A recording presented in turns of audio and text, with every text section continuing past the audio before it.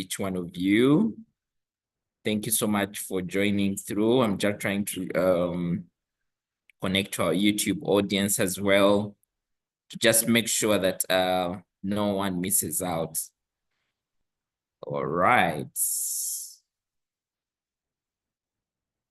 All right, so welcome once again to the Transformational Professionals Club webinar hosted by Coach Samuel Ibanda. Today, we are glad to host Mr. Arinaitwe Alex. Mr. Arinaitwe Alex is a man who basically, today's topic around elevating a career, Mr. Alex is a reflection of career growth. I happen to work with Alex, and for the times that I've seen him, and I've also watched how he does his things. If I was an employer, I would hire Alex. So when I thought about something around career, I was like, I think it would be very good for us to have somebody. Okay. Okay, somebody says they can't hear me. Can somebody confirm that they can hear me? I think this is Alex. He can't hear us.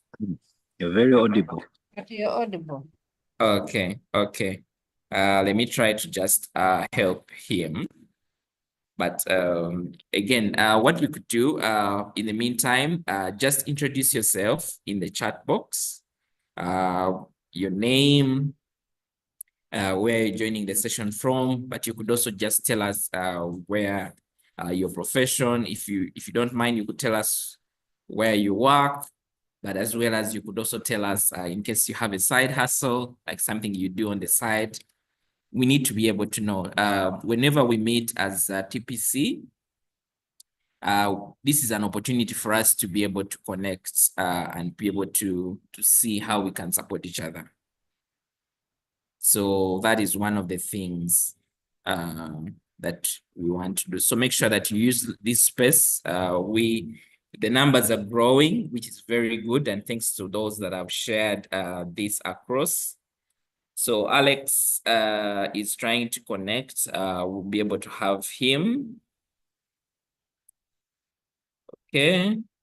I would also love to hear about your expectations for this session. So you could use the chat box to just type what you expect to learn from this session.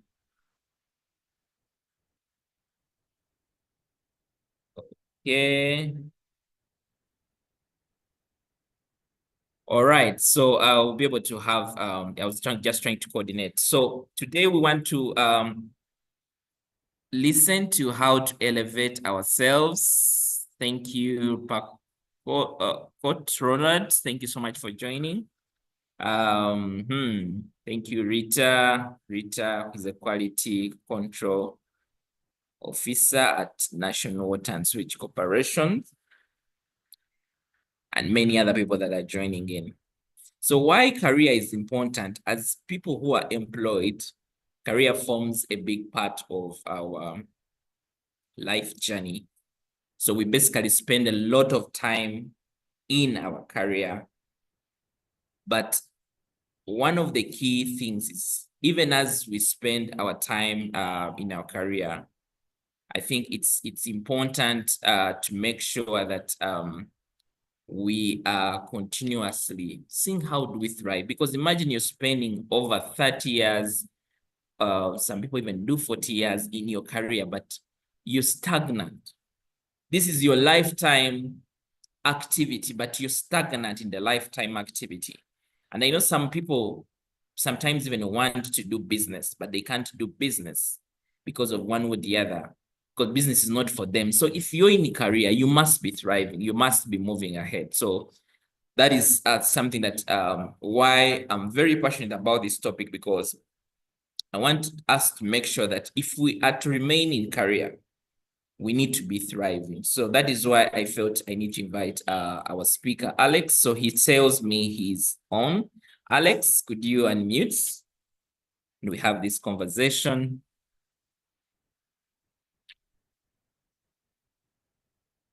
Right. So, right. How are you, Alex? I'm fine, Samuel. How are you? Good to have you finally. I was here worried, but we are here, and good to see you. Sure. It's a pleasure to be here to meet fellow Mm. professionals, and thank you for thinking about me and inviting me to this show. I'm also here to learn from quite a network of very informed. All right. So right. Thank you so much, Alex. I know uh our viewers would have loved to see you, but you've told me about your camera. I don't know if you want to try, or it's not comfortable for now. Okay, Let me great, come great. out to. Yes, at least we can be able to see you. Thank you so much for considering for our audience to be able to see. So usually what happens is we invite people who have a certain expertise in a different area. And when I thought about career, when I thought about growth, you came through as somebody who has been in the finance journey for some time, and in career generally. And I know you have also mentored quite a number of people who have worked with you as colleagues, but because your role is also strategic, you've also seen career growth of individuals here and there. So that's why we failed to have you. So thank you so much once again for coming through. So to our viewers, I just want to give a small introduction of Alex. Basically, what I know about him, I know Alex is a certified public accountant of Uganda. He has over 12 years of experience in financial management and accounting. He holds an MBA from University of South Wales and a Bachelor of Accounting and Finance from Camberwell University.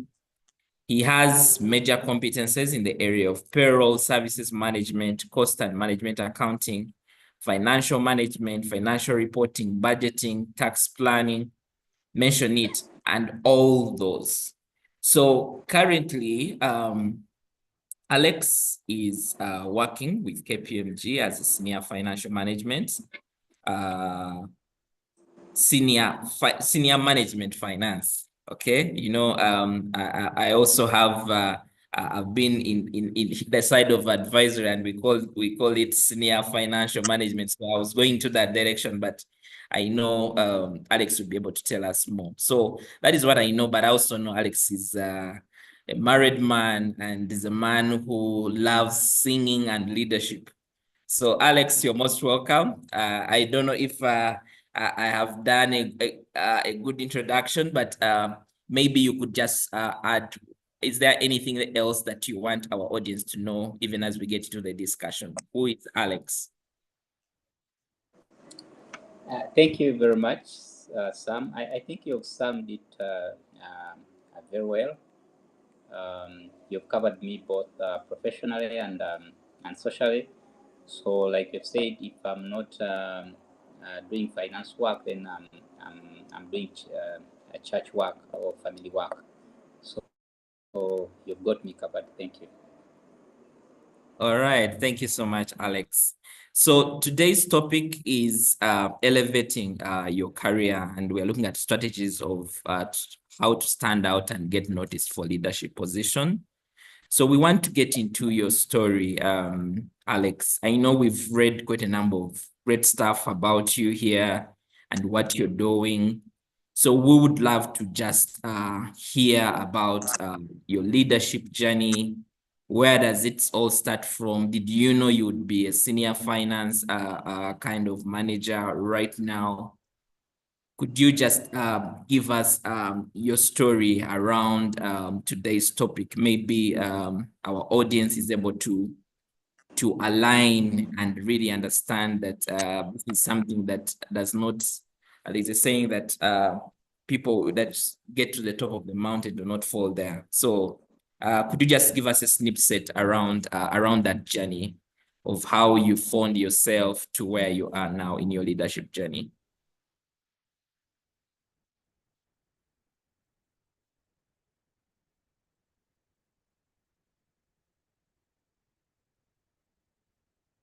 Yes, Alex.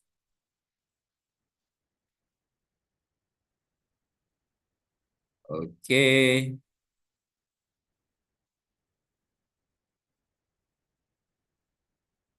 Can anyone hear Alex or hear myself? I just want to make sure that are you able to hear me? Yes, we can hear you. Okay. Yes, we can. Okay. Alex, we lost you somehow. I don't know if you're able to pick the question, but maybe you'll be able to return. Okay. As I was trying to ask Alex, one of the things that, and I'll just try to share it, something small. I am a manager working at KPMG. Before I joined KPMG, I was a finance lead. So I've also taken on leadership positions in different places. But one of the things that I would say that one, becoming a leader, you have to be intentional, okay? And you do not just fall into the leadership positions. You have to strive to get to the leadership position. So first, it starts with being strategic in terms of your planning. And it also comes around aspects of making key decisions around your career. And I will tell you that for me, what was my breakthrough into leadership came through at a time when I left one organization where I did not see growth and took on a lower pay. I recently posted about that story. Took on a lower pay in another organization, but because I saw career growth in that respective organization. So getting to any leadership position is going to require you to be very intentional about getting there. Because when you're so good at your technical work, if you're an accounts assistant or you're an accountant, if you're so good at your work, even if you're a teacher or you are somebody who works as a into an engineer, if you're so much good at your work, much likely people will see you from that perspective of your work. People will even be afraid to promote you because then they think about who will be doing the work that you're doing. So you find yourself that, of course, I can't underrate the fact that they're actually good people. They are good leaders that will give you a ground to grow. But most people will require you to show that you're actually ready for leadership, if at all you want to be able to grow. So that is exactly what happens when it comes to aspects of leadership. And that is how my journey was. So I had to take that leap. You know, sometimes you also have to scan the environment and ask yourself, is there room for my growth in this place? And this could be either you have been in this place for a while or you're even joining. You see, sometimes the growth is actually seen because I've worked in an organization where I'm the only finance person. And by the look of things, the organization was not moving in any direction to add another finance person. So it meant that if I was to grow in that organization, I needed to move departments. So the same way for you, for every organization you join in, yours is to ask yourself, do I have room to grow? Are there positions ahead of me to be able to grow? That is looking at whatever is ahead of you. But you also need to understand, to ask yourself, because the growth, you're not just going to get into the position. There are certain things that you need to be able to do that need to get you in to that position. So you ask yourself, are there also such kind of avenues that are going to help me to grow to the next place? Now, different organizations operate differently, and you'll find some organizations where, for example, when you enter, growth is not vertically. You're not going to become a manager within 2 years, or no, you're not going to become a manager in 2-3 years. The organizations where growth is structured and the organizations where growth is not structured. And you have to basically find yourself in a way of you can grow. Now, one of the things I want to say is growth does not mean, career growth does not mean change in position alone. Sometimes you can find somebody who is an assistant, but the work they used to do in their first year has totally evolved to the work that they are doing right now. So if you cannot grow to the next level, at least grow in whatever you do every day. When I got done with my professional course, at that time I was an accountant. I reached out to my boss. I actually wrote an email. I attached my professional certificate on that email, sent it to the finance director, copied the HR, and I told them I had acquired this new qualification and I was ready to take on tasks that explore my experience and training. And when I sent that email, somehow it opened a door for me because it meant that somebody now knew I was ready for growth. In fact, when time passed, I think 3 months passed, about 3 months or 4 months, and I got an opportunity to work in another organization. So when I took my letters to the finance director whom I'd written to about 3-4 months back, he told me, when you sent me that email after you had qualified and that qualification, I knew that you were ready for the next challenge. And believe me that that was the starting point for them to trust me for other roles, because it took me another maybe 6 months or 7 months to be promoted to the next level.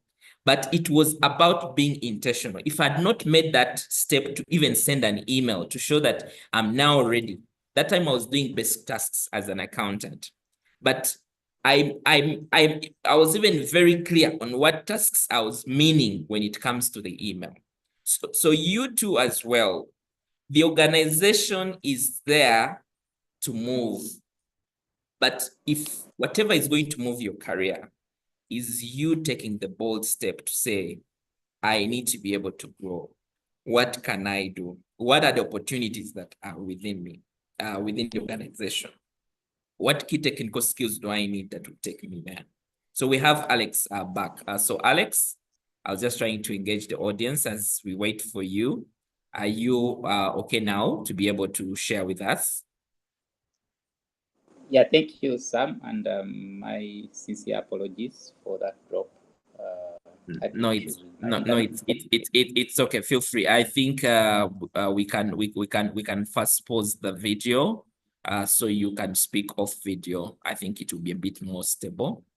I also usually use in my area, the MTN internet is a bit more stable than let's say an Airtel internet, but no worries. Let's see how this can go. So earlier on, I was trying to ask you a question around to just give us a snapshot around your leadership journey. And as you went off, I was just trying to just give people where my breakthrough came from on how I got into leadership. So would you want to just come through and just share? Thank you very much, Samuel. And as you introduced and as our topic says, elevate your career strategies to stand out and get noticed for leadership positions. We will all agree that actually making strategies is very simple, or making a decision that I want to be a leader is quite simple. But where the challenge comes in is managing those decisions or managing those strategies that what you have made. I can sit here and I say, for example, I want to be a CFO of the biggest company in Uganda, and I sit down and I lay down strategies. But managing those strategies is what is the challenge, and we shall see why that is like that in our discussion. Going back to your question, my leadership journey. Honestly speaking, at the beginning of my career, I didn't see myself growing to this level. You know, when you're from university, there is a lot of that is going on into your life, into your mind. All you're thinking about is how much I can be paid, without even thinking of what that is going to cost you. But as you grow, you start getting aware of yourself and of your surrounding, and then you start doing some things intentionally and deliberately. So from the university, my career started off at a very a small company that was into importing of household items, very nice household items. So that's where I kickstarted my career, and we are doing basically like not accounting work, data entry, and all that. So from there, then I transitioned to an employer who picked me up from where I was, because after we went into installation of accounting systems, specifically Tally, and in the process, my next employer was overhauling their system and they wanted someone to support them. So I went there on a temporary basis, but later they took me on. And from there, I got another job in a company which was into distribution. I was calling myself an accountant, but I was just having a bachelor's from university. I hadn't even thought about a professional qualification to do my CPA. So from there, I went back to that other employer. It was at my workplace. They called me and they asked me to come back and serve them. So I went back and worked with them. And they, from there, then I connected to my current employer. So that's, in a nutshell, that's how my journey has been. But I think what kickstarted off my career to really start growing to elevated levels, like our topic is when I made a decision to start on my CPA course. I hadn't joined my current employer. That's when I chose to take on the CPA course. It was quite expensive, if I can recall very well. I remember I even asked for the staff advance. I was advanced some money, and went to MAT and paid for all level 1 papers, with the exception of the exemptions that I got. And before I actually took my first exam, I switched jobs. And during the interviews, I was told that if I successfully got the job, then they would they would sponsor my CPA.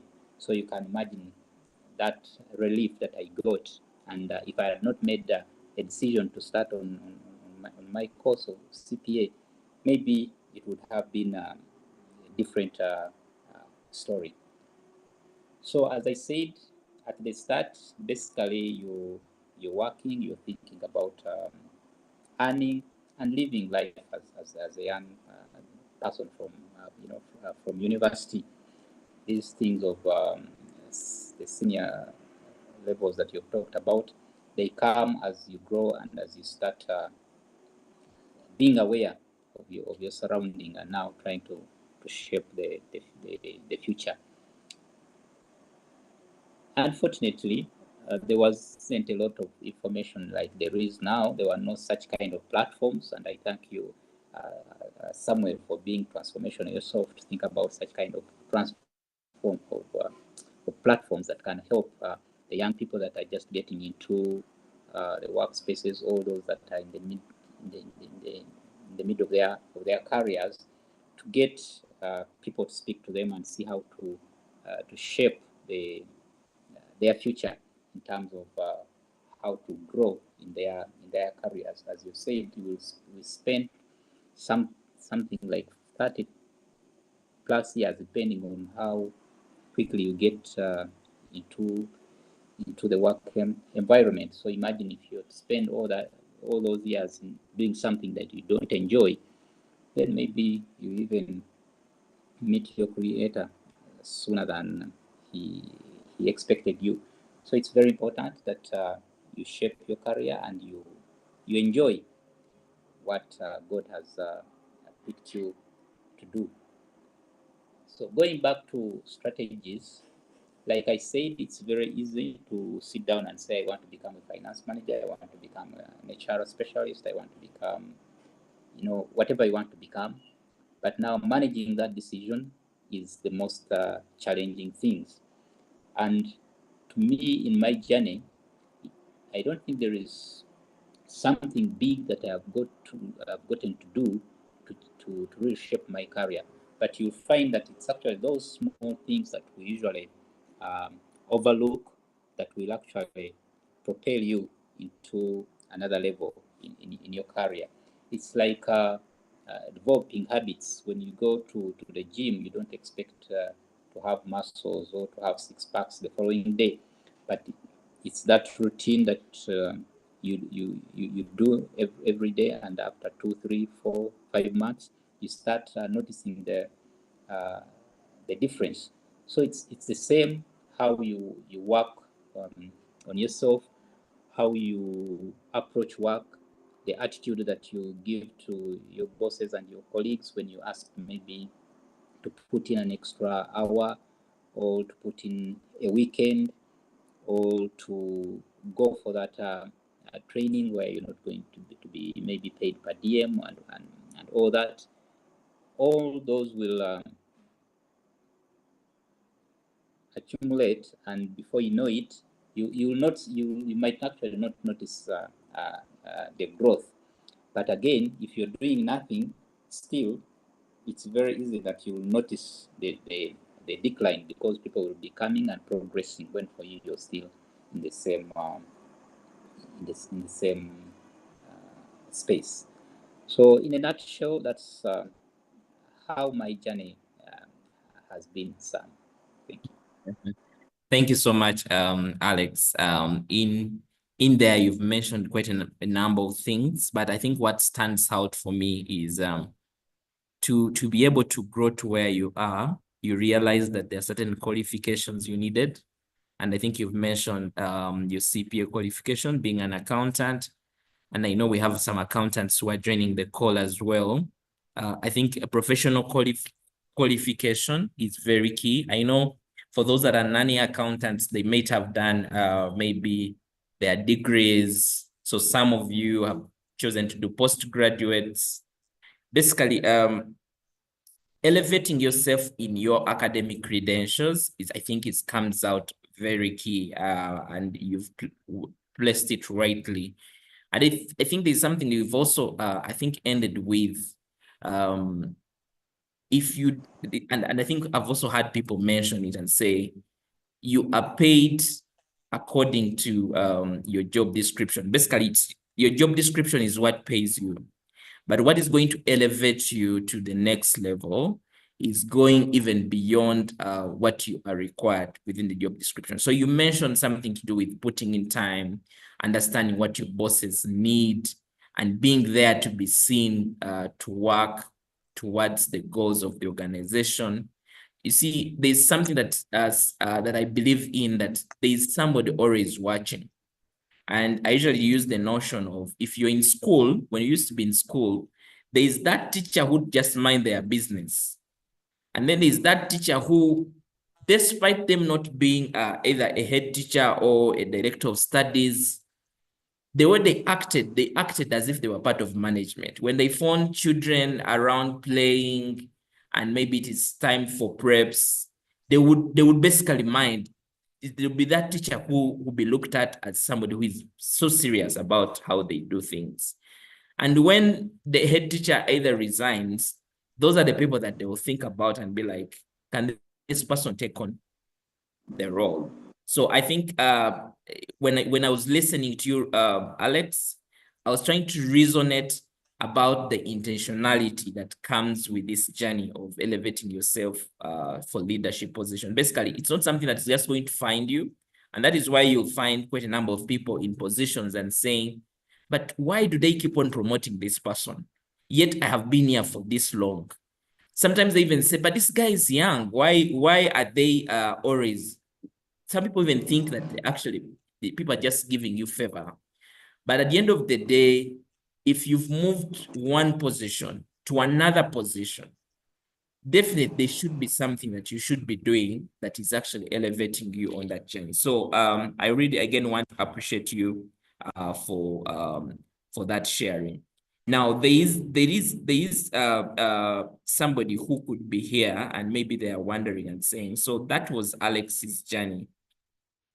But what can I do as me as an individual to be able to get to there? Alex, what are some of those things, like you could say maybe or your top 5 or top 3 or top 4 that you think played in your way to leadership, to you becoming now moving from accountant to now becoming a finance manager or becoming a manager finance and now to becoming a senior? What was that kind of transition that you made? Because believe me, you can be an accountant, do your work very well, but for you to become a manager, for you to now move to management or to leadership, there are certain traits that you need to encompass. So what are some of those things that played your way, Alex?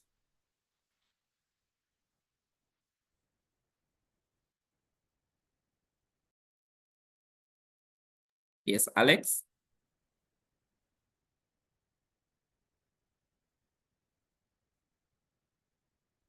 Okay. I think Alex is trying to reconnect. But I would also love to just understand from our audience, what are some of those things that the person, our guest has shared that resonate with you? Because at the end of the day, we want you to be able to grow. I already mentioned when we were starting this call and say, on average, somebody who chooses to do career life spends over 30 plus years in employment. When you have been in employment for this long period of time, when you are 50, 60 years, the last thing you should be thinking about is regret your life in employment. And okay, somebody says they can't hear me. Is that true? Okay, I think it is Alex who can't hear us. People, can you confirm that you can hear me so that I know that I'm not speaking to myself? Yes, we can hear. Okay, okay, I think it's Alex with an issue. Let me just try to notify him. Alex, for us, we can hear each other, which is very good. Thank you so much that you can hear me. What is your greatest takeaway so far as you listen? Yes, Alex. Sam, can you hear? Yes, we can hear you. I was trying to type something on WhatsApp here to tell you that the audience was hearing me, so I think you might have an issue. But we can hear you now very loud and clear, Alex. Did you hear the question I was asking? I asked a question before you dropped off. Did you hear the question? Hello, Alex. I didn't get the question, Sam. Okay, the question was for somebody who has listened to your journey and wants to also grow in their career, what are some of those top 5 things or 3 things that have played out clearly to growing from now, moving from being just an officer, from being just somebody at the technical level to now growing into leadership and management? Yeah, thank you very much, Samuel. Before I dropped off, you talked about, you were giving an example of a head teacher resigning and someone taking on. Actually, in one of my roles, it happened whereby the boss had to leave the job, and they left it at the beginning of the month. There is a system that we're using, and the topmost boss actually didn't know that the rest of us, particularly myself, knew how to use that system, and it was a payroll system. So the boss was kind of getting stuck on how to run reports and file NSSF and payee. And in the process, I told him that I actually know how to operate the system, and you should have seen the relief on his face, and that kick-started off another journey for me.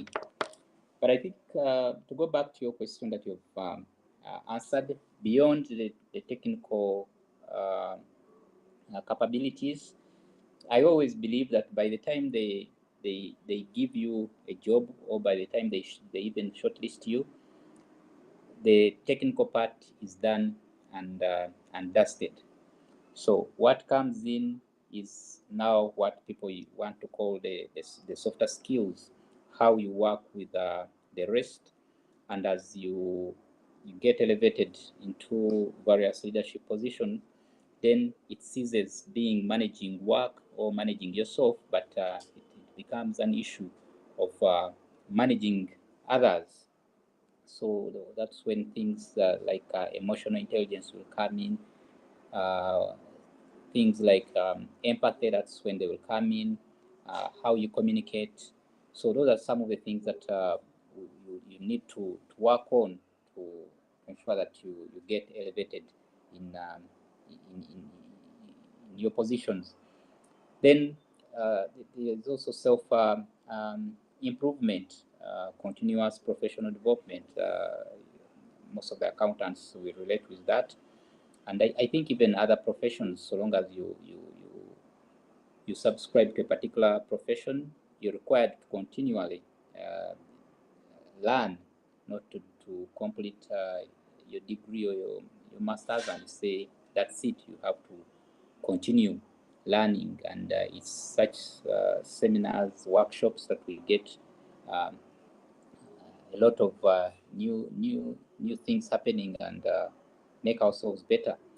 Then reading is one of the things that is actually very, very important. And personally, I'm not a good reader, but when I noticed that, I went audio, and I subscribed to an app provided by Amazon, where I buy and listen to books. I subscribe and I use my membership to get a book every month. And so as people are casting the jam, I'm busy listening to a book, or when I'm at home, maybe pressing my clothes or washing the car, I'm listening to a book.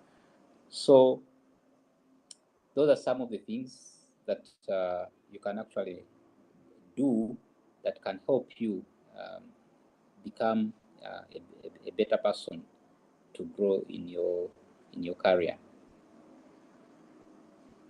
All right. Thank you so much, Alex, for breaking those down.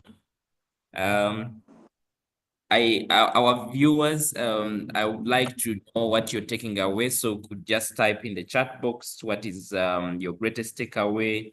We also have a chance to be able to ask questions. What kind of in case you have any questions that you might have in regards to this topic that we can be able to resolve, that would also be very good for us to be able to answer, such that we're able to be able to move through. Alex, Actually, yes. as the listeners giving their feedback, there is something that I was listening to recently, and they gave some example between a crow and a small rabbit. That's a rabbit came and saw a crow that had been seated in the tree all day chilling, and then the rabbit asked the crow that, can I also sit down and chill all day long without doing anything like you? And then the crow was like, of course, why not? And then the rabbit sat down under the tree where the crow was seated, and before it knew, the fox had come and pounced on it and ate it. So the story, I mean, the meaning behind that was that you can only afford to relax when you're up there, but when you are where the action takes place, you can't lower your guard. So that means you have to be aware of your environment. You have to keep yourself updated. There is a lot of information.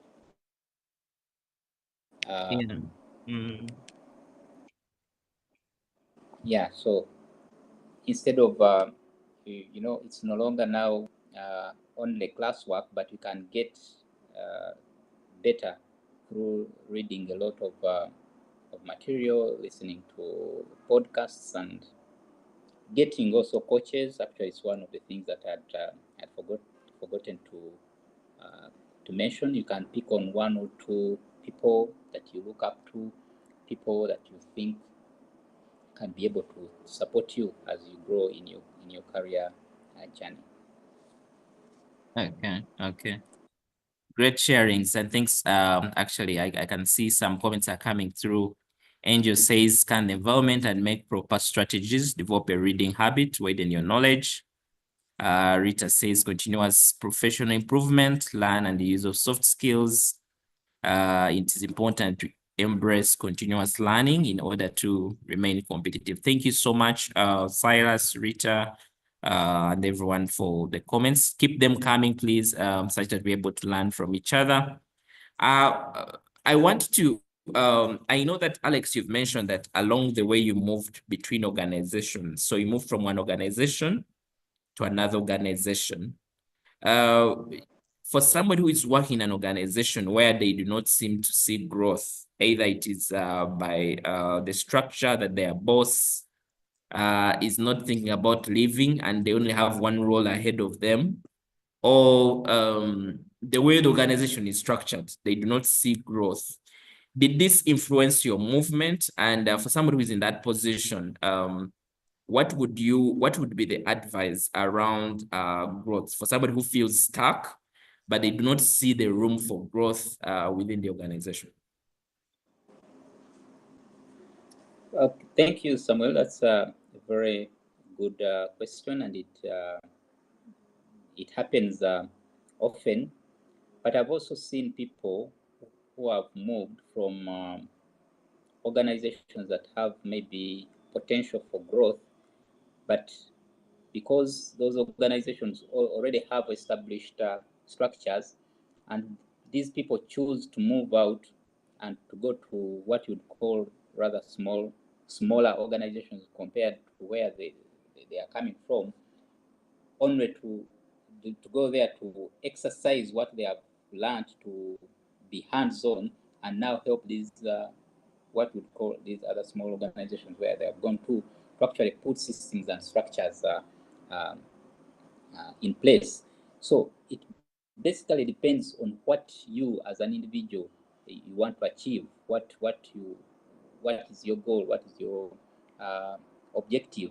If you're seeing that there is no growth, definitely that growth, maybe it's not there, either you're not seeing it or it's actually not there, and then you have to think of how to move on. So I don't think people should be tied in a position where they are not growing. Yeah, there could be people, they are comfortable with their paycheck at the end of the month, so long as the check is coming, they are comfortable with that. I've also seen people that have an opportunity to grow within the same organization, but they don't want to take on more responsibilities. They are happy when they don't have work. And then there are those who will say that I'm moving on because there is no work for me here, or I believe I'm underemployed. So it really goes down to an individual, to what you want to achieve as an individual. But I think that is getting extinct, because the generations that we are having now, there are people who want to do work that gives them meaning, work that makes a difference in a society, which is very good. And that's why we have all these the fintechs, the small companies growing up, being run by young people because they want to make a difference in society. So it all depends on how someone looks at it. And if you feel that maybe your boss is there to stay, then what other things can you bring in to that organization? How creative can you be in that organization to ensure that you create yourself a room for growth, not necessarily having to take on your boss's job. Okay. Thank you so much, Alex, for that sharing. I think even in asking that question, I know in this generation we're ambitious. So it means that I want to hit an organization within 2 years, I need to be moving. But one of the things that I've also come to appreciate that growth in an organization takes time. I'll give you an example. In my current role, I joined this organization about now 3 years, but I would only get my next elevation 2.5 years in my journey, similar to the organization I worked for previously. For it was easier because I was able to be elevated within 1.5 years, moving from accountant to finance manager. But for some organizations, it will take time. And you see, organizations are not just going to keep promoting you because there is a cost related to promoting you or elevating you. Now, one of the things that I've also come to appreciate is that, again, and I mentioned it and said, you do not need to move positions to be able to grow. Sometimes your growth is around saying, I'm going to learn something new beyond. Whenever I have a boss that I'm working for or somebody I report to, one of the key things that I try as much as possible is to learn what they do. And I also do not learn what they do from the mindset that I want to take their job, but I make myself available to take challenges. And I'll tell you that some of these challenges will be taken even beyond your work. Your 8 to 5 means that you have been working on that report with that manager, but all you do is to either prepare an Excel and give it to them. And you're like, I want now to work with you when you are working on the next report. So what this helps you is it is going to help you acquaint you with the next skills, because some of you are interested in your growth. But when you look at what your manager does, the person whom you, whatever you want to become does, you do not feel confident yourself. Either the way they are able to manage stakeholders, either the way they are able to even complete reports. You're like, I can't do that kind of report. Now, before even if you vie for the next role or the next position, I think it's very critical that you understand that whatever is going to take you to the next level requires that you boost your technical skills. If you want to become a director or you want to become a senior manager like Alex, you need to ask yourselves, what do people at the next level do? And you see, you could either learn some of these things, find somebody who can train you, say, maybe I do not have skills in report writing, so you look for somebody who can teach you report writing. You like, this role requires that I develop my public speaking skills, but because I'm going to be presenting and sharing different things during board meetings. So it means that you have to take that kind of direction of being intentional around your growth. So that you're like, I either grow within the organization or I grow outside the organization. If you can't grow within the organization, you need to also be getting yourself ready for another role in another organization. And if you approach it and build the right relationship and attitude, I do believe that no manager would, okay, there are some managers that may feel differently, but any manager you reach out and say, how can I support you? Can I work with you this time when you're working on that report? I see you always file these taxes, and can I work with you during this time? So that you're learning Or can I offer my support, Regan, and then you guide me through and then you just do the review? That alone is helping you grow as an individual and means that when the opportunity comes and shows up, either internally, there are some managers actually who leave organizations and recommend their replacements. I've been in a place where the manager left and the opportunity, it took them time to replace someone. And within about 6 months, I was basically doing some of the roles that the manager was doing. And I think that played a big role when it came to my next promotion. Although my next promotion was not that role that I was to take up because they later recruited someone, but that time when the manager was not around, it gave me visibility that where I was working, reporting to the group structure, they did not see a gap during that time. And they understood that this person who has been supporting, who is an accountant, can actually execute. So sometimes what is going to get you to the next level is through doing that you're going to do the next level. I don't know if you're able to understand. Like I gave you an example of a teacher who acts like a head teacher.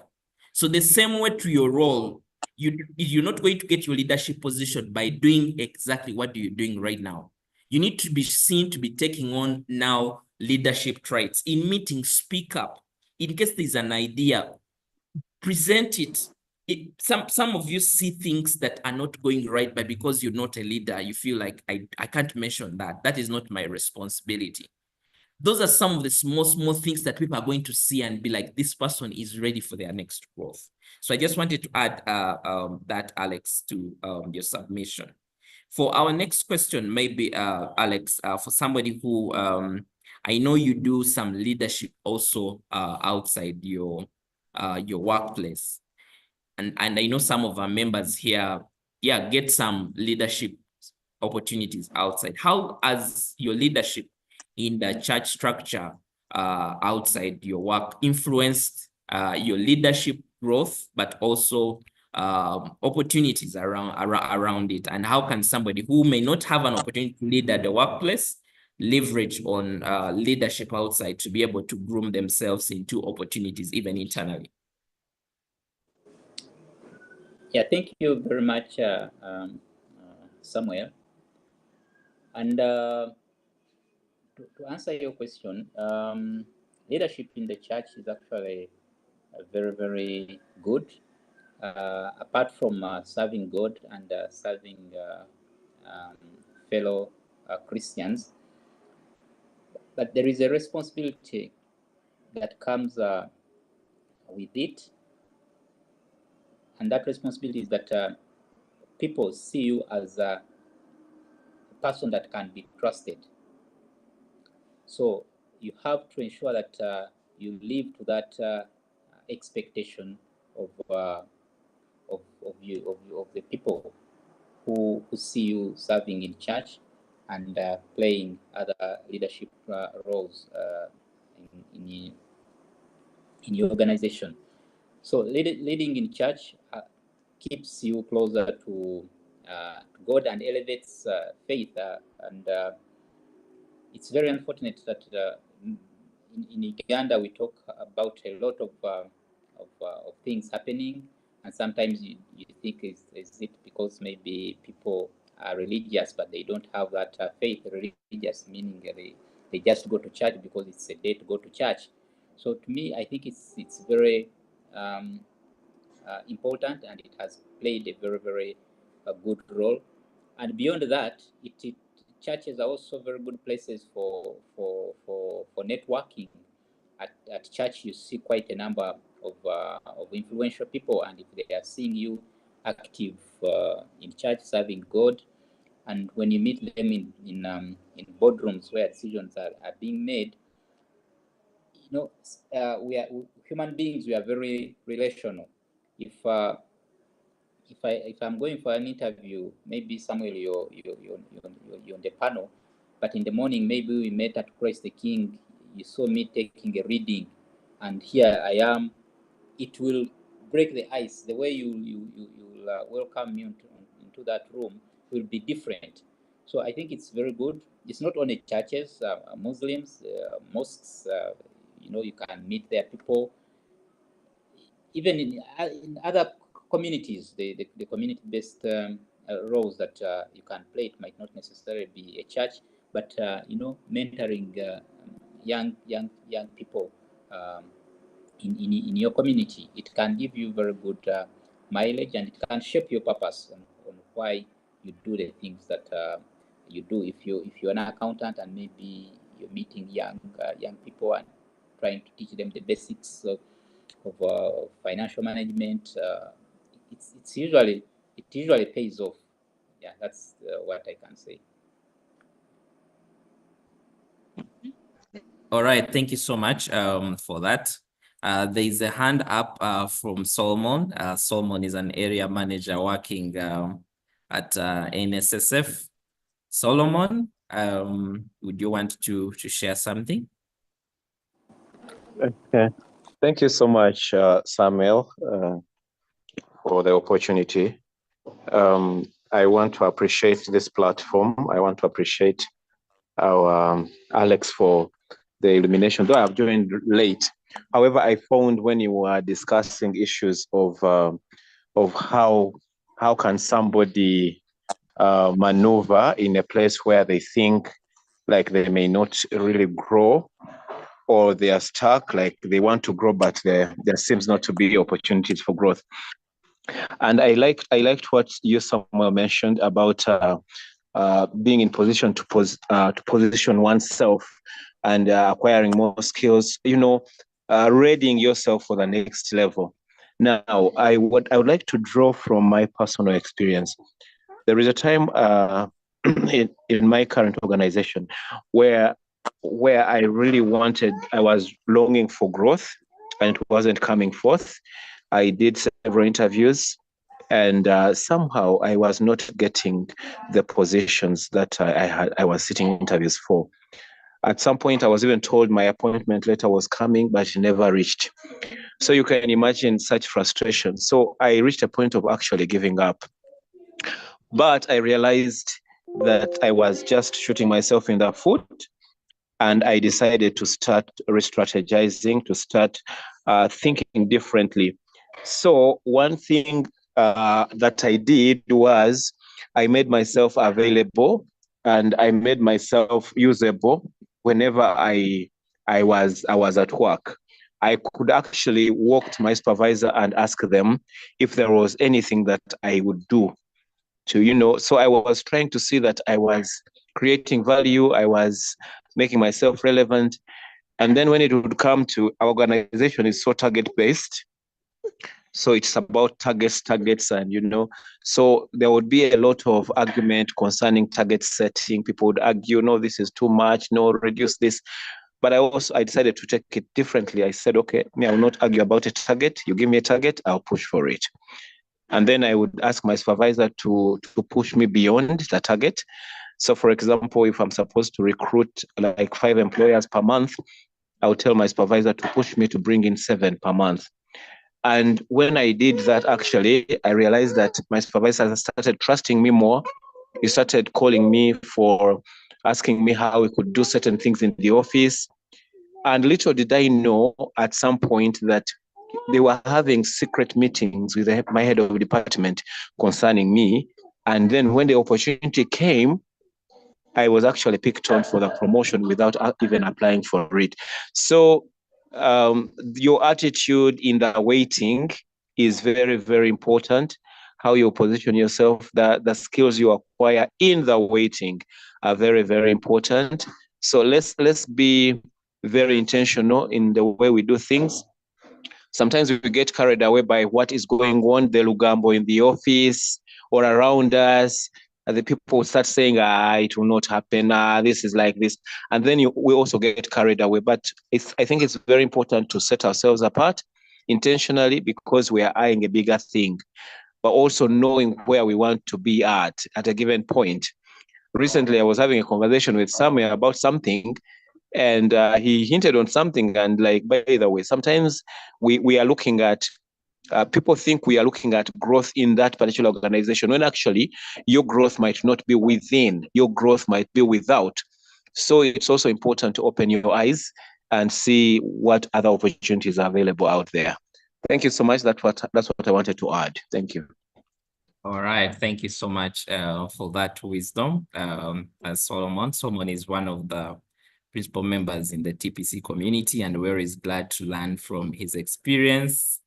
And even as we learn through, I think one of the critical things that he has shared is that, organizations work differently. And there will be quite a number of those. There are people who will be anti-government.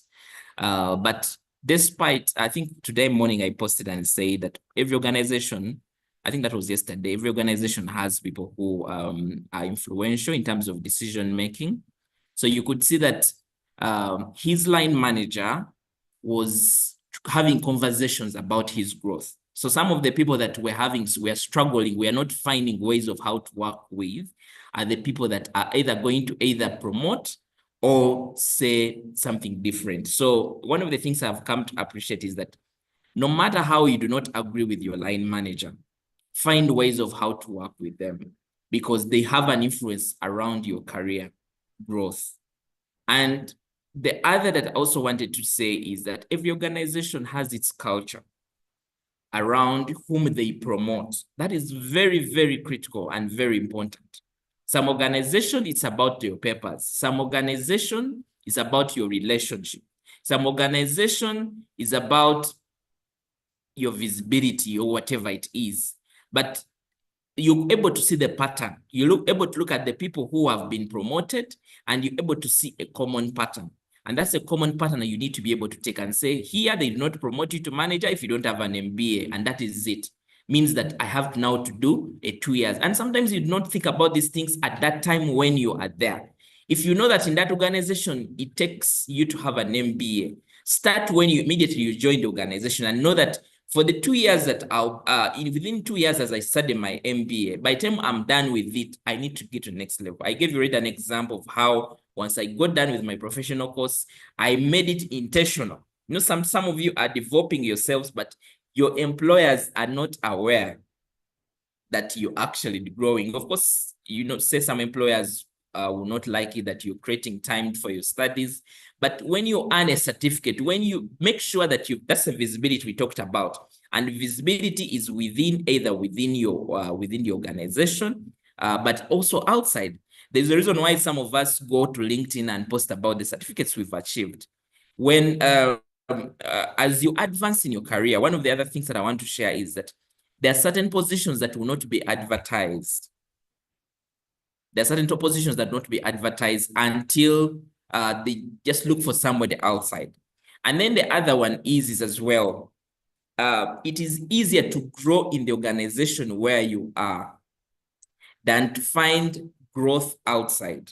I'll give you an example that in an organization, you'll find that if they are to promote, they will promote one of the team members. Why? Because they already know the system.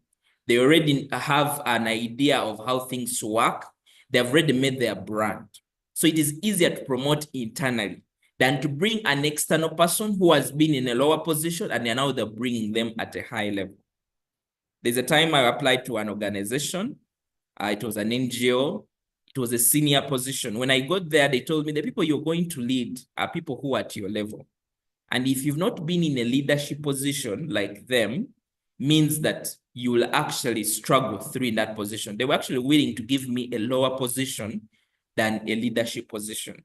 And then similar to what Alex just shared, there are leadership traits that you're developing from doing community work. There's an accounting student association at MOOBS, and I know we have Benjamin Losiba here, who was the former vice president of it, and I served in that same association. The leadership traits that I developed just serving in a students' association played very key even in tapping into my leadership positions. Why? Because sometimes you do not have an opportunity to lead in that role.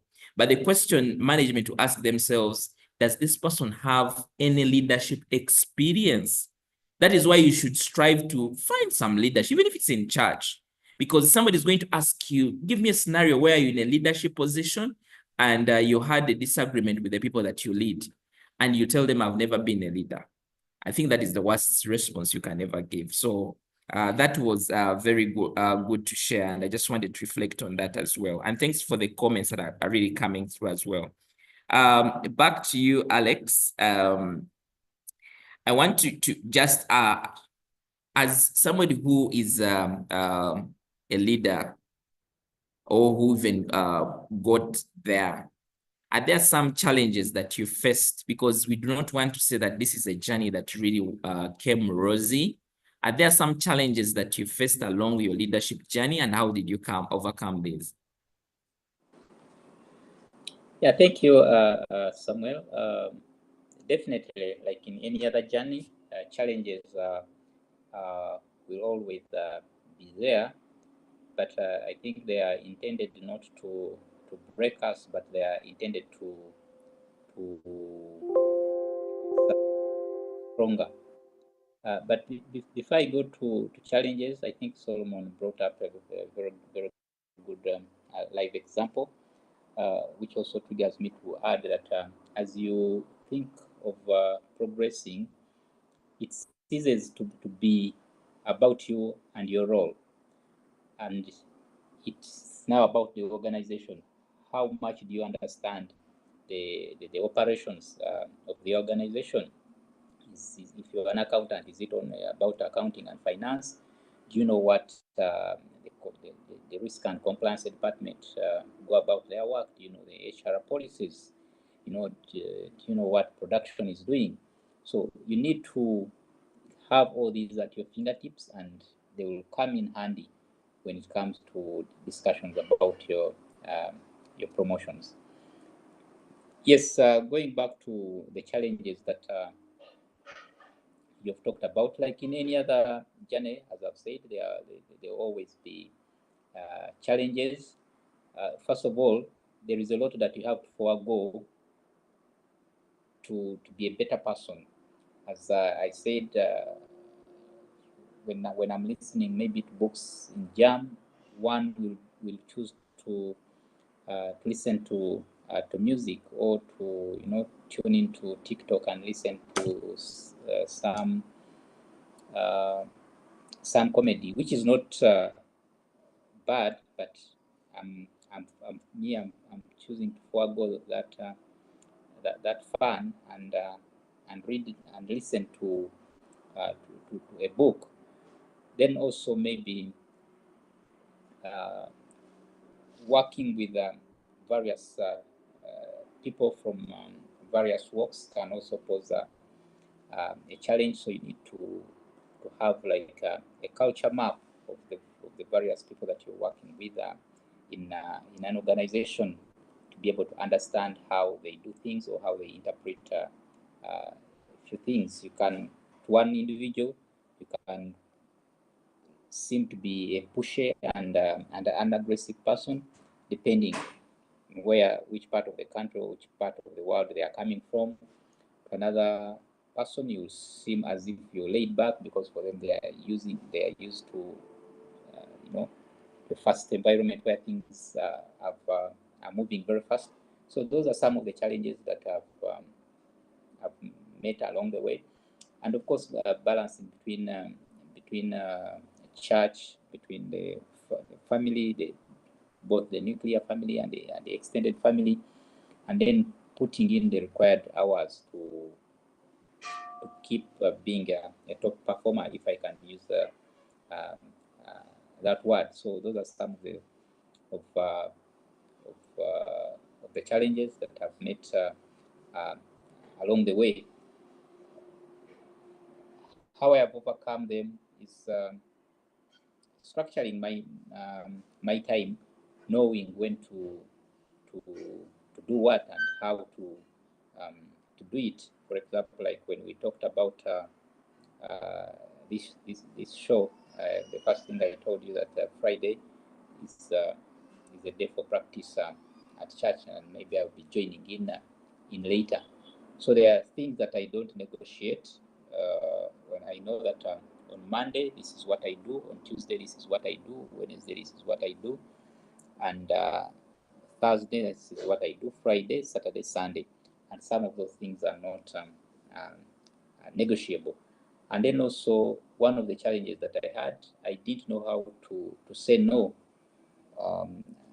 If you know what that means, you find that actually everything that is coming your way, you're saying yes, yes, yes, yes, yes. And before you know it, you're becoming less effective because you're taking on more than you can do.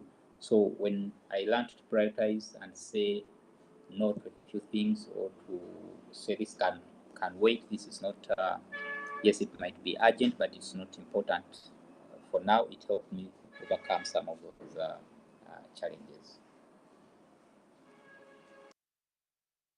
All right. Thank you so much, Alex, for that sharing. And I know that somebody is out there who is not a manager. They're also seeing it. One of the things I know that it is easy to say I want to be a leader, but it is also another story to get there and see what the dynamics look like. So you need to be able to know that where I'm going to get to, there are challenges, but I'll be able to thrive through. There's a hand here from Jackson. Jackson, you want to supplement something or share something as well? Thank you very much, Samuel. And thank you, Alex, for sharing. It's been long, but when I saw that you'll be presenting on this call, I said I'll find time, although I was still in my working hours, to attend. Alex has talked about very important things. And for me, as a person who knows him, these are the key points I can quickly talk about. I joined towards the end, but one, in his message, you could see the aspect of intentionality. If you want to achieve something, you have to be intentional right from the start, which is a very key aspect that anyone looking at being elevated in their career, you need to be intentional. You also talked about it, Samuel, that if a position requires a master's degree, then from inception, you should go ahead and achieve that master's degree. One other thing that Alex talked about is, for me, I usually call it being ahead of the pack. You have to be really ahead in everything that you do. You have to, there should be things that people will remember you for. I, as a person who worked with Alex, remember when he became a manager, taking over from the previous boss who left. There was change in the services that he was being offered. For example, if you work in a finance department and people are complaining about their salaries coming in late, so what will people remember you for? Make that change, streamline things, and that all comes from being ahead of the pack and creating an impact that people will remember you for. He also talked about the visibility, both at workplace and outside work. Even if it's a meeting, I've seen, and this still I can testify, Alex is one individual that even if it's a meeting, you will have a point to note. It's a very good aspect. All of us should carry it ahead, and people who have used it, it has really worked. Thought leadership, like what Samuel is doing on LinkedIn, being visible, letting people know you and all is also quite important. I will stop it at that and thank Alex for sharing this message, and also to say hi to him and the entire family. Over to you, Samuel. Great. There's something that I think Jackson has shared. And thank you so much, Jackson, for coming through, sharing as well when it comes to your leadership journey. One of the things that I think I resonate with, the intentionality came through very key, but also as somebody who wants to grow in a leadership position, like Jackson put it, even actually before you get into the leadership position, what is that unique thing that management feels you've added value. Basically, I usually say that value attracts value. So what is going to take you to the next level within your growth career is the aspect of creating value that has not been around before, or even if it's been around, but you've improved the kind of value that that comes with your job. So that will be able to elevate you even as you continuously grow through within your career. And the other that, of course, just as you mentioned, the qualifications also keep on keeping through, but mentorship also comes in very key. I want to tell you, I earlier mentioned that when I get to an organization, one of the things that I try as an individual to understand the dynamics. So I talk to people who are in positions that I want to get to. And the gentleman who just spoke here, Mr. Jackson Chisomosi, was one of the people that I found in the organization that were ahead of me. So I remember having a conversation with him regarding my journey within that organization. It's very critical. There are certain things that you'll never know until you talk to somebody who has walked the same journey. And that's why you need to have, I think some people call them sponsors, some people call them the mentors. But also sponsors are also very important, because there are people who are going to just speak for you in meetings where you're not. When your name is raised up, there are people who are going to put their feet down and say, this person is so good and we need to promote them. This person needs to be elevated. And that's why it's good for you to build relationships, especially with the people that are key in decision making.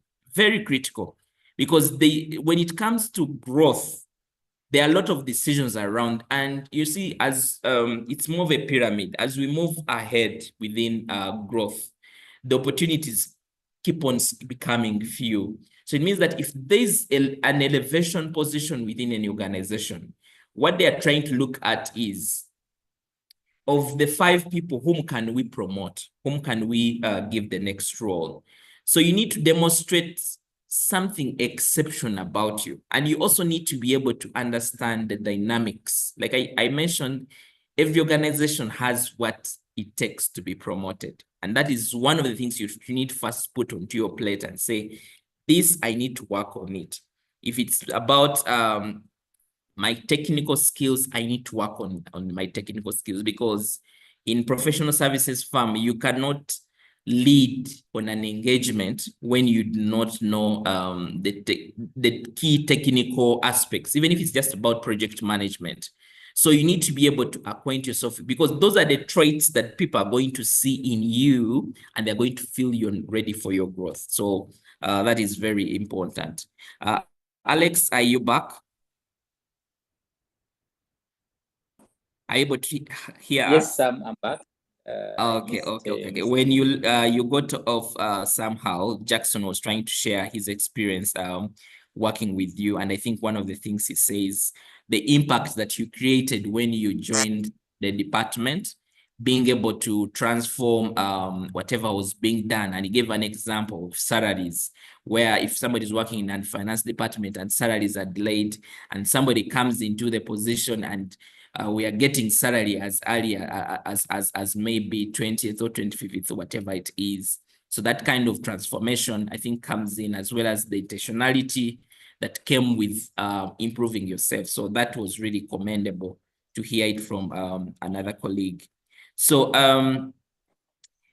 Alex, for people who are interested in getting, what are some of those common mistakes that you see them trying to do in the journey to advancing their careers, and how can they avoid them? Well, some of the common mistakes that I've actually seen is this is not on my JD. This is above my pay grade. You know, such comments. Someone wants to grow, but they make such kind of comments. Basically, meaning that you're asking them to do something which is not prescribed in their job description. So it's a first mistake I think people are making. Then the other mistake is getting into a place, and you think you maybe, for example, the example that you've given when you joined that organization, and you met Jackson ahead of you, not understanding his journey maybe thinking that it was a walk in the park. Then you want all of a sudden, maybe you want to be like him, or you want to be elevated without understanding what it took him, or what it takes for you to be elevated to a certain level, is also another mistake that I've seen. And the way to avoid that mistake is what you've just said, speaking to people that have walked that journey. Still, like me, where I work, there is one senior person I trust, and whenever I'm faced with a challenge, whenever there is an opportunity, an internal opportunity that requires someone not to necessarily leave their position, but to go into that engagement, I share with them. They give me their opinion or guidance, and I either take on the responsibility or not. So you always need those people. You can call them sponsors, you can call them coaches, whatever you call them, but you always need someone who sees things differently from the way you see them, and to always bring you back on track.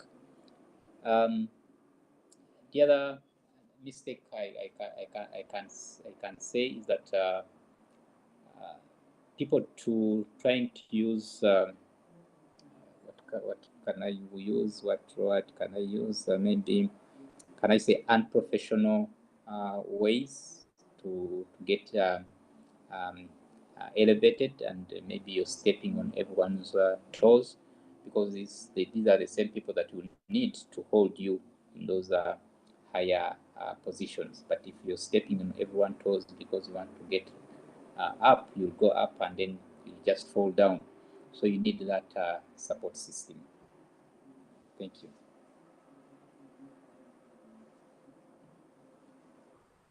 Right. Thank you so much, Alex, for that sharing.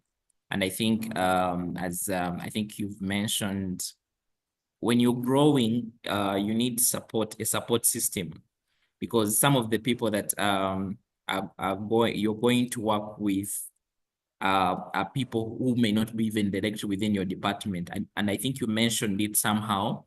As somebody who is in finance, there's what we call finance business partnership.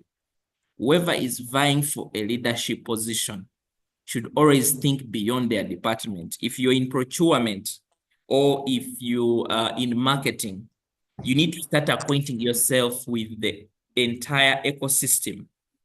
Somebody who is in marketing, who is vying for maybe to become a director or to become a CEO, you can't just land there without knowing some finance, some elements of management, human resource. So somebody who wants to elevate themselves, make sure that you open your mind in learning to understand the organization, to understand how does my work influence the bottom line, to even be and say, how can I support? I'll give you an example. I worked in NGO, and in NGO, we usually have those policies where finance cannot give you money if you've not applied it within two days. And you see there's this activity that comes up, management is already even aware of it. It is something that is out of hand, and somebody comes and applies for the money. And for you, remove out your policy and say, but the policy is clear, we can't give you money within, and you're just stuck in there. At the end of the day, what that is making you look like is you're just looking at like somebody who is not a strategic thinker. Sometimes you have to think strategic and say, okay, in this case, can I just ask them to send an email and give a justification on why this happened? Because at the end of the day, you're stalling operation. Operation needs to be able to move, but because you want to read things by the way the rules are, you find yourself challenged. So there's what we call finance business partnership, where you now start looking at the organization and seeing, how do we support, as finance, how do we support the entire ecosystem? And that's why I said, even if you're in procurement, even if you're in quality, engage yourself to understand how does the money that we work, for example, if you're my friend like Rita, who is in quality control, you need to interest yourself to understand how do some of other departments work that bring in the money? How sustainably has this organization been able to take care of us on a monthly basis? And how can I support? Sometimes even the people who are going to recommend you to the next position are people not in your department. There are people who are going to say, this guy does his work very well. Maybe one of the things that I know, which is the challenge that I myself have ever faced in my leadership journey, is a case for bosses who do not want you to grow. And I know that there are bosses who are protecting their positions. So they see you as a threat. So there is an issue there in terms of your growth. But what I want to say is elevate your visibility, that even when your boss covers you, because some of you submit documents to your boss and your boss will not even put you in copy. So top management, the decision makers, will never know that you are the person who is actually doing this great work. So elevate yourself, get yourself, even if it's a staff meeting, elevate yourself in a way that you're presenting an idea that somebody says, oh, is this guy in finance? Have we been listening to this guy? Is this guy in procurement? Or is this guy in marketing? There's this guy who is so good. There's a time where I was involved in a cross-function department kind of project. That is where people saw me from. So it's very critical to understand the politics within the organization and see how to also play the politics and say, if I cannot be visible within the normal structures of the department, I can now do a co-curricular activity that will make me visible. Or if we have a staff event, I'll get involved such that I'm able to build relationships. So it's positive politics. It's not negative politics as per se, but you just understanding the dynamics of your environment and say, for me to grow to this level, I need the manager respects people who arrive at 7 a.m. every morning. And you're like, but since I'm coming at 8, I need to elevate myself because this coming late is actually affecting my growth. So quite a number of things that you could think about. But I really appreciate Alex. Even as we wind up this conversation, thank you so much for the comments that are coming through and the questions that are also coming through. So there's a question from Rita that I just want to read. And in case you have any question, you would be able to ask. It says, what strategies should someone who has taken more than 10 years from university to successfully start and complete a master's degree? Alex, are you there?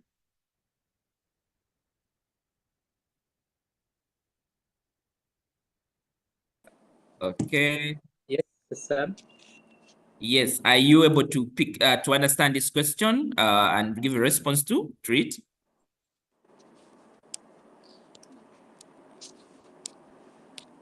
Can you read for me the question once again?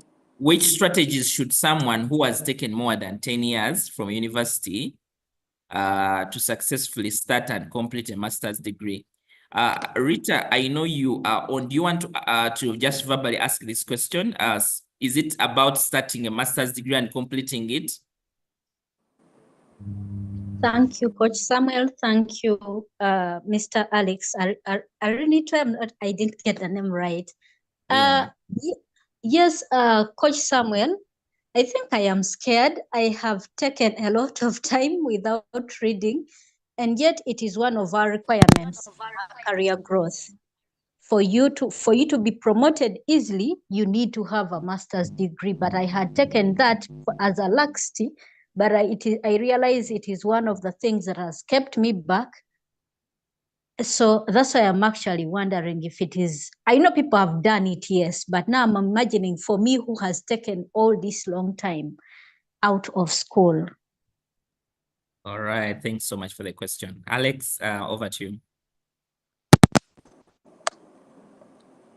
Thank you, Sam. Okay, my audio is on and off. I just got a few statements from Rita. But we can hear you. So she wants to initiate. Yes, we can hear you. She wants to initiate her journey, but she has taken over 10 years from the time she started. Wow. It's exactly the time that I had been out of school when I started my master's. Is that an answer enough? Yes, sir. Thank you. Okay, what I have to say, one, when I hear your question is, there are two things. I don't want you to get locked into doing a master's for the sake of doing it to get a promotion, but I would want you to do a master's as a way of learning and being a better person, even if you don't get elevated in that environment, but use that skill in any other environment or in any other community. I think the greatest asset that God gave a human being is a mind. So whatever you attune to your mind, whatever you condition your mind will actually pick it up and take it up. It might be slow for starters, but the mind will pick it up. If you set yourself and say, Rita, you're going for a master's, and this is how you're going to do it. There is a book that I have in my library. It's called The Chimp Paradox, where the author says that a human being is made of three things: the human being themselves that uses logic and reason, the computer that stores everything from birth, and we always refer to it whenever we are confronted with situations, and the chimp from the chimpanzee that for it it's always reactional, and it's always in the flight or fight mode. So if you condition your mind and say, I'm going to school, I think most of the masters, the minimum you can finish it is 1 year. Sorry, it's 2 years. If you're attending classes, then the long distances, it might be longer. Definitely, you have to give up a few things because it's an engaging qualification that you need to. If you're studying weekends, then if you are a football fan, which is rare of ladies, you have to give up that. You have to have some weekends where you will not be able to do your hair, to do your nails. If you're married, definitely it's something that you need to discuss with your husband and let them understand. Let your children understand that in the next so many months, my spouse, our mom is going to be engaged, such that you prepare them. You don't want to not be fighting for time between your masters, your children, and your spouse. That's if you're married. So, irrespective of the 10 years that you've spent out of school, I believe you can still go, because even here we are in class, we are learning. The only difference is that there is no exam at the end of this, and that's what makes us relax. I hope I've been of help to your question. All right, thank you so much. I think even from the point of time where you said it took you also about 10 years to get started, I think somebody would be able to pick from that. Thanks for the comments that are coming through in terms of your takeaway. Please keep them coming. I want to appreciate our speaker for the great sharings that he has shared with us. And all of you who have kept in here. I know that, like Alex said, this is learning. Being able to set aside time to say, I'm going to be part of this webinar is not something that we take for granted. As the Transformation Professionals Club, every Friday we have such sessions. Sometimes they may be held other days, but every Friday we have these sessions. And if you've missed any of our sessions, we've had sessions on personal finance, personal branding, public speaking. All those kind of things are very key even in your leadership journey. And we always want to be able to share and encourage you and see how you can be able to grow. And Rome was not built in one day, but every day they was doing something. They were putting something, they were putting a stone onto the building. And above everything, there was a starting day. So you need to get started on whatever you really want to achieve, because that is how you're going to get ahead of other people. And I mentioned that, saying, if you are in a workplace where you already know that is what is going to elevate you, the earlier you start, the better. Because right now you may not see an opportunity, but believe me, within that period, it will either be an opportunity internally, or it will be an opportunity outside. And one of the things that I would encourage you is, do not develop your career around the organization. Always look in the market and also ask yourself, whatever I'm growing internally, is it something that I can move up outside? Because we've seen organizations close. Right now, when NGOs were affected by the side funds freeze, there are quite a number of people who are in the market right now. Those that are able to adapt and have grew their careers with the mindset that, let me do this MBA, it may not be relevant to the NGO, but maybe I can tap into opportunities outside, are now able to thrive through. So think about your career independently out of the organization. Yes, look at the organization and see what is required in there, but do not do things only focusing in the organization without thinking about how those skills can be utilized outside. Because when you do not get growth inside, means that you can actually get growth outside. So it's very important for you to be able to think also in that line. So thanks for the comments that are coming through. This session is also recorded on our YouTube channel, so you can always visit it to just see how to help you. So one of the things that, Alex, you mentioned is the importance of mentorship in your journey. For somebody who would like to access some mentors within the organization who can help them, how have you been able to approach this aspect of networking internally? Because personally, I've worked with you, Alex, and one of the things that you do is you get along with people and you are intentional about building relationships. How does somebody go about this journey of getting themselves out of that blind zone of I'm here by myself, I do not want people to be seen, I'm now taking on the new challenge for my growth, to be able to position myself to the people that are key in decision making, to the people that can advise me, and also the people that can open opportunities? What's your approach around networking internally, especially in terms of tapping into stakeholders? Thank you, Samuel. I think on myself, you've already described the nature of person that I am. I'm an extrovert, so I find connecting with people a bit easier for me. But also the role that I play, being in the finance, you almost speak to everyone in the organization. It also contributes. But that doesn't mean that introverts cannot go out of their way to look for mentors or people to hold their hands as they progress in their career journeys. It all starts with what you want to achieve.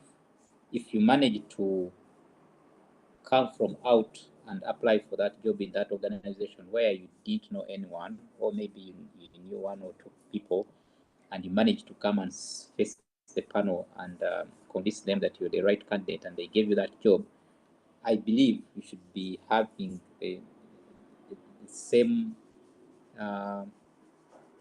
energies to approach the persons that you have identified as potential people to help you in your career journey. You can also make use of staff engagements where maybe there is a staff engagement, maybe end of year party if your organization has such, and approach this person, because that's when people are relaxed and you're interacting with almost everyone. Maybe when they are when it is like lunchtime, if you have a common area where you have lunch from, or try to study the routine of this person. What do they enjoy? Are they maybe sports fans? And then get a story around sports. Are they church people? Get a story about church, just to help you to break that ice and get closer to this person that you want to make your mentors or your sponsors, as we earlier discussed. All right. Thank you so much, Alex. As we conclude, one of the things that I know that there are people here who would want to start applying for leadership positions. And I know you have been on some interview panels, and you've also seen some applications. But also, as somebody who is a leader, one of the things that you also, I think, depicted even from your conversation is a leader will always be different, will always be seen different from the way they do their things. So what are some of, what is that kind of advice that you'd advise somebody who wants to now start applying for leadership positions, either internally or externally, and how they would handle the process for them to be seen to lead, to be the leaders that organizations are looking for?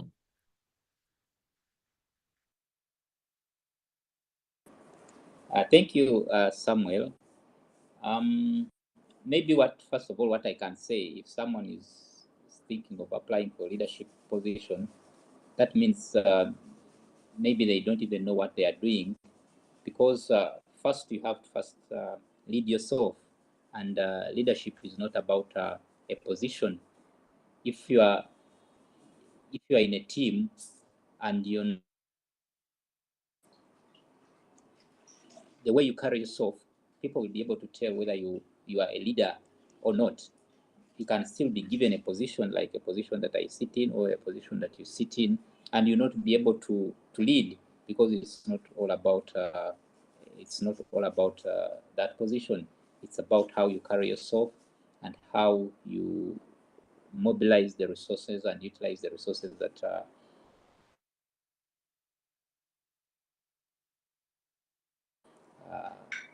you have to deliver, or whatever they are supposed to deliver, but how you communicate and how you carry yourself. That's what will define you as the leader. And once you have that, then the position will just fall in place. But to answer your question, what people need to do is, like we said, you have to prepare for the position, not first go to the position and then start thinking about that position. One, we talked about enhancing your studies. We talked about reading. For example, if I can tell you the kind of books that are in my library, you can easily see where I want to go, or where the journey that I've chose to take. For example, I have like developing the leader within you, the 360-degree leader, the trusted advisor, atomic habits, virtual leadership, 7 habits of highly effective people. I already talked about the chimp paradox, the art of war, the 48 laws of power, fooled by randomness, the leadership challenge, the dichotomy of leadership, turning the ship around, extreme ownership, never lose the customer again, how to build meaning relationships. So you can see that the collection that is in my library, I don't think I mentioned anything to do with finance and accounting, and yet this is a role that I play on a daily. But this role is technical, and at that level, I'm interacting with senior leaders, I'm interacting with junior people, I'm interacting with peers, and the way I interact with them is what will define me and how I will go to the next level. Because finance is technical, that is a given, I can say, but how I communicate, how I present my reports is what will define my next career level. Right. All right. Thank you so much. I think if there's one thing I've taken away from this is I think it says you do not need a title to be a leader. So you can actually start to lead even when you don't have the title. And the title will actually find you. So that is one of the critical things that I pick from your journey. So friends, thank you so much.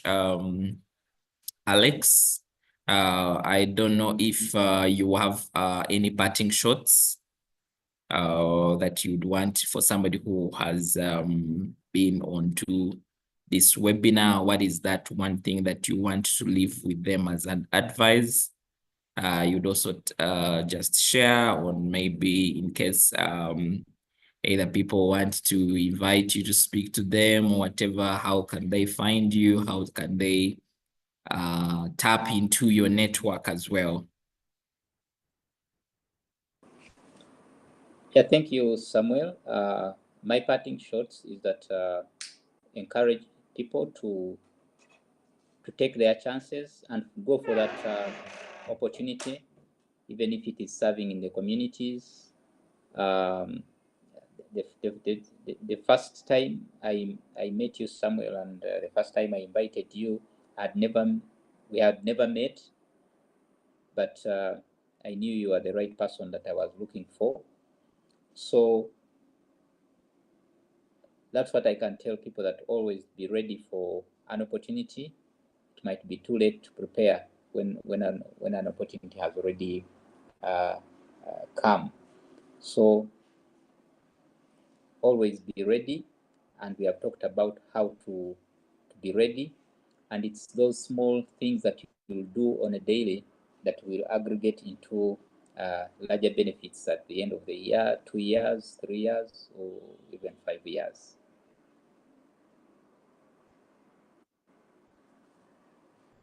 Right, all right. Wow. Thank you so much. There's a question here. Rachel says, nice book recommendations. Could you share some of the titles here for those who'd like? So Alex, you could just try to share. Isaac Rojo says, I can personally relate with experience. Thank you both, Alex and Samuel. In my own journey, I have seen firsthand how these strategies make a difference. For anyone looking to step into leadership, these are insights that are very valuable. Thank you, Isaac, for being part of the call. And thank you, Charity, as well, for the comments. Marcos, I think there's a question here for Marcos. Marcos says, Samuel kindly advised I did a diploma in accounting, but I went on doing professional papers in my line with my job, and now I have attained a lot of knowledge.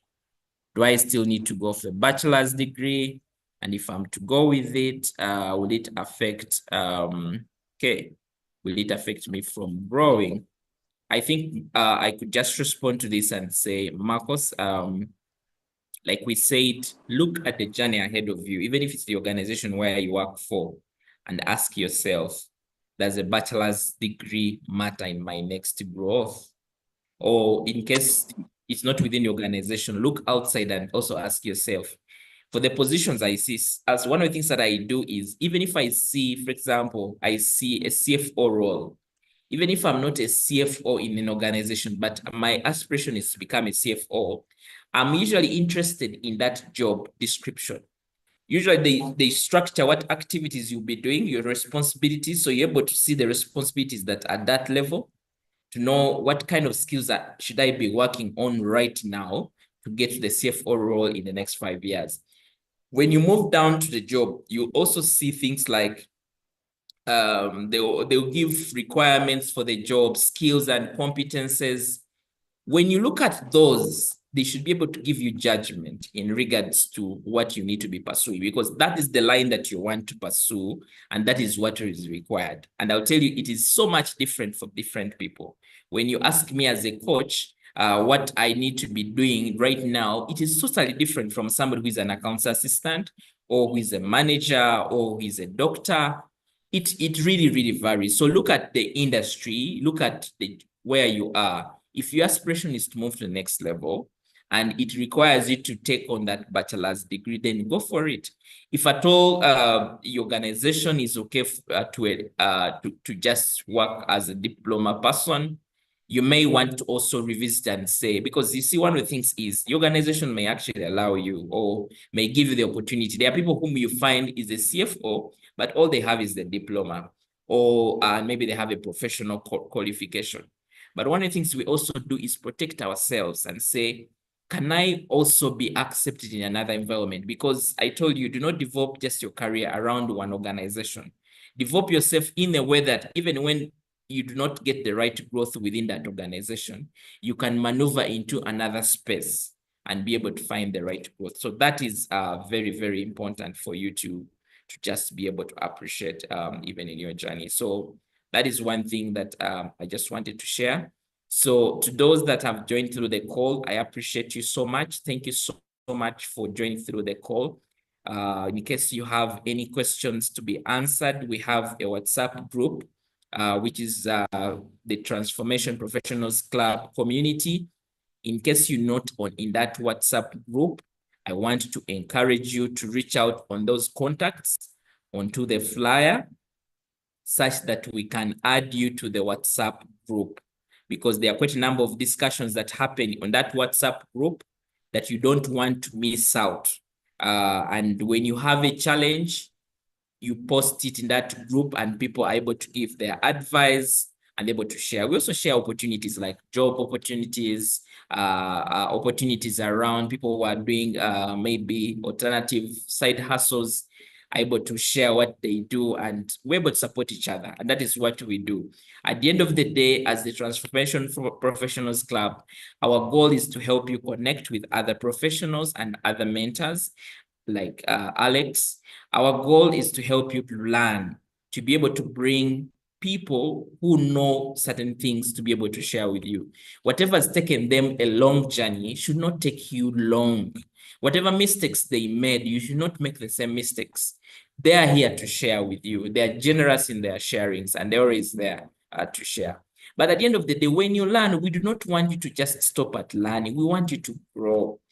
Grow in your understanding, grow in your role, grow in every aspect of your life, because you can't just learn and remain the same. You need to be able to grow. And above everything, when you grow, you need to be able to get that into monetization. Growth that doesn't have earnings on it is really straining growth. When you grow and you are earning, means that you're even able to sponsor yourself for next growth.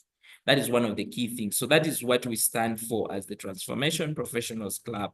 So if you want to become a member, you can be able to reach out onto that contact and we're able to give you the details on how you can be part of this transformational journey. And we are able to learn together. In case you feel there's somebody who would benefit from these webinars or from this journey of the Transformation Professionals Club, recommend them, because we are here to grow together. We want to make sure that as you as an individual, you're transformed to an extent that you are not shaken by an industry hazard or an industry, whatever happens, like the way we had there, you said freeze. As a transformed professional, you need to be able to build your career strategically, that you can tap into different opportunities that are in different places. I have one of the person who just presented here, Jackson Chisomosi. He works and lives in the UK. He was telling me that there are actually opportunities for people who are in NGO in the UK market. So it means that as a transform professional, you need to be able to understand, okay, how do I now move from Uganda, where there is no longer funding, and move to the UK and still thrive in that market? Like, think global, because Transformation Professionals Club is a global club. It's also giving you leverage. Jackson Somos is one of our mentors. So being able to, in that community where you have leverage on mentors that can help you and hold you, share their knowledge, able to support you, I think that is one thing that I and Alex and other people wished they had in the earliest years of their career, but they did not find. So that is one of the things. One thing I would leave you is take charge of your career. Other people may support you, but you have to take charge of your career. Make sure that every day you're showing up, every year you're improving yourself. When you improve yourself, even in the way you articulate ideas, even in the way you do things, it will totally change. Find a gap that is within your work. It could be either system challenge or the way they do. Go and learn it from somewhere. Invest in yourself and come and bring the solution. When you bring the solution, that solution will give you visibility. People will start speaking about you in different places, and that will give you visibility. When it gives you visibility, you'll be seen to be a person of value. And when an opportunity shows up, either internally or externally, you'll be seen to be the person who will be chosen. And build key relationships. There's a friend of mine who was not able to grow within the organization, but because one CEO left that organization and went to another organization, because this guy was so good, this CEO was able to call this person and said, I want this person to be part of the team. You know, there are people who get into new organizations and even say, if I'm to work, I need to have some team members as part of the team. So they will be able to allow them. So grow your career openly with an open mind and say, either I grow here. If I do not grow here, I'll go to the next place. Let your 30 years, 40 years in employment be fruitful. And whenever you get challenges, speak to people, find mentors and find mentorship. And that's what we do. We're trying to think of having a leadership program, which is a bit more structured, where you'll be able to learn from different mentors on aspects of leadership. I will be able to communicate. We also have an upcoming masterclass, which is around creating alternative sources of income or creating multiple income streams. And this is picked from the scenario we have at hand right now, where we have quite a number of people who have lost their employment but do not have where to start from. So we'll be able to get into how does somebody become an independent consultant? How does somebody leverage on social media to be able to still make an income? How can somebody get into aspects of farming, real estate, to be able to earn a living? Why? Because when you create such a basket, means that in case one of the eggs gets damaged, you have other eggs that can be able to help you thrive. So that's what the masterclass is planned for 29th March. So make sure that you get part of the masterclass. You can just send a WhatsApp onto that number and say, I want to be part of the masterclass, and I will be able to give you the details. We're going to hold that masterclass in a physical location around Kampala on the 29th from 9 a.m. to around 1 p.m. So make sure that you color that on your calendar such that you're part. There's one thing that I've also observed. This year, I recently attended a physical event. In the aspect of connecting and building your network, there is something to do with meeting people physically.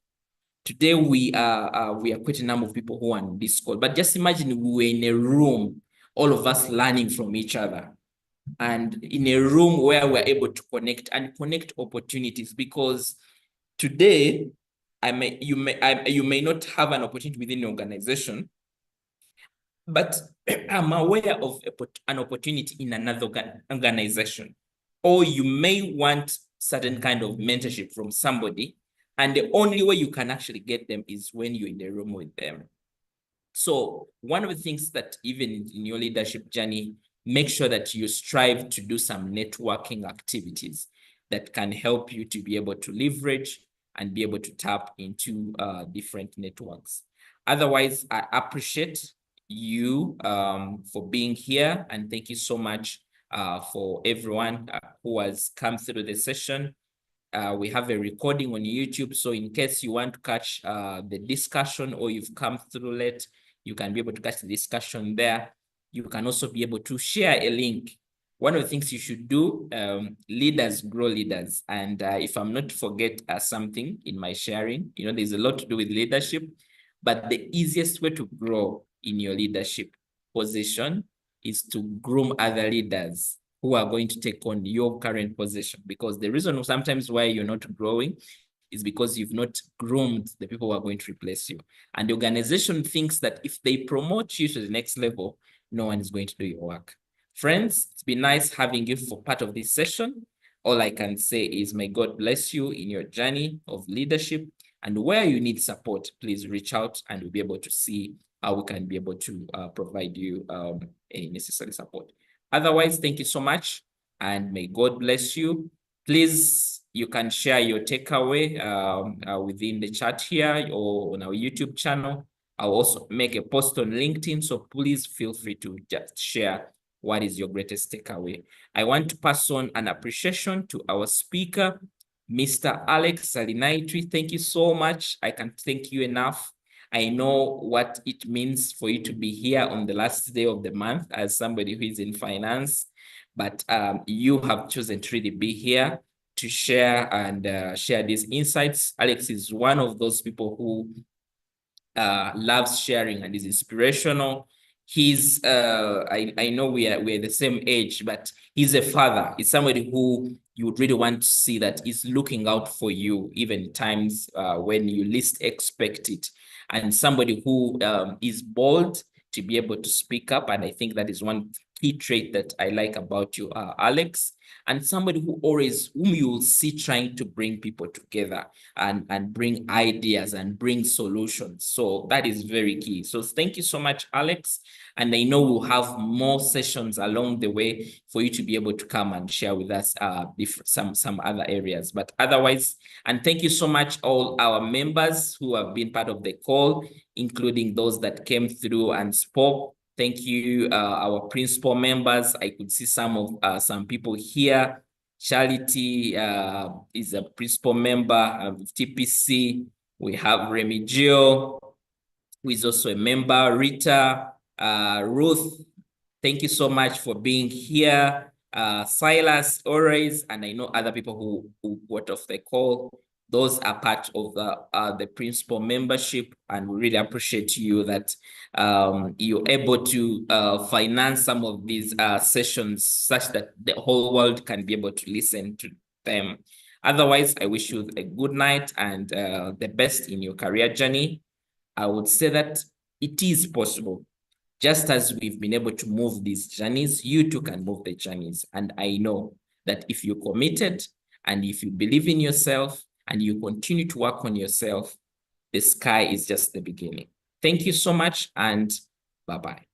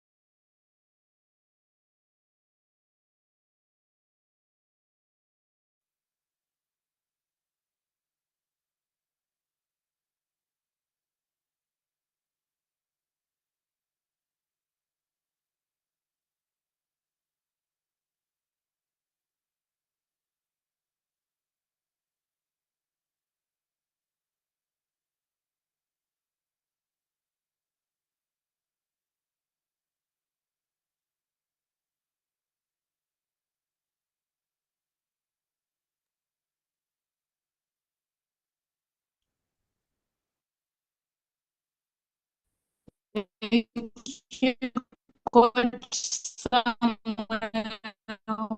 Thank you, everyone. Thank you, Alex. Have a nice evening.